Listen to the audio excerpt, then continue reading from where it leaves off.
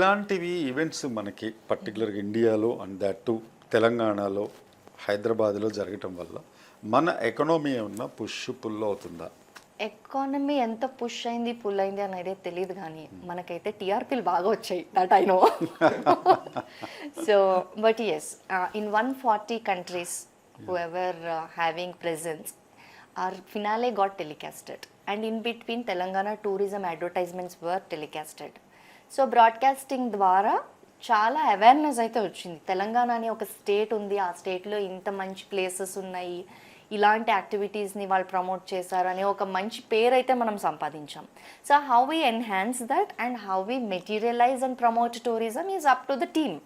Madam, but ఏంటంటే మనకున్న సమాచారం ప్రకారం మనకి అంత స్పాన్సర్షిప్స్ అంతా పుల్ చేయలేకపోయాం యాజ్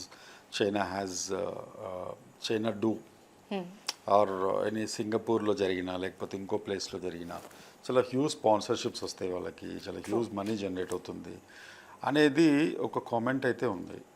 సో మీకు ఏదైనా దాని మీద ఒక ఐడియా ఉందా? అంటే నేను చూసిన ఫస్ట్ స్పాన్సర్ది అయితే మన ఆరో రియాలిటీదే ఫస్ట్ స్పాన్సర్ నేను బ్యానర్ మీద చూసేది. జనరల్గా అంటే how do we identify as an external person. ఇప్పుడు ఒక ఈవెంట్ అవుతోంది, ఆ ఈవెంట్కి ఎంతమంది స్పాన్సర్స్ వచ్చారు అనేది వాళ్ళు పబ్లిష్ చేసే లోగోస్ వల్లనే తెలుస్తుంది మనకి.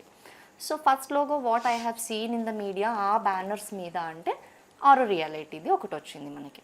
సో అది కూడా ఇప్పుడు May 15th ప్రోగ్రామ్ చూసినాం. When it was on opening ceremony there was no other commercial logo. Everything is free right, almost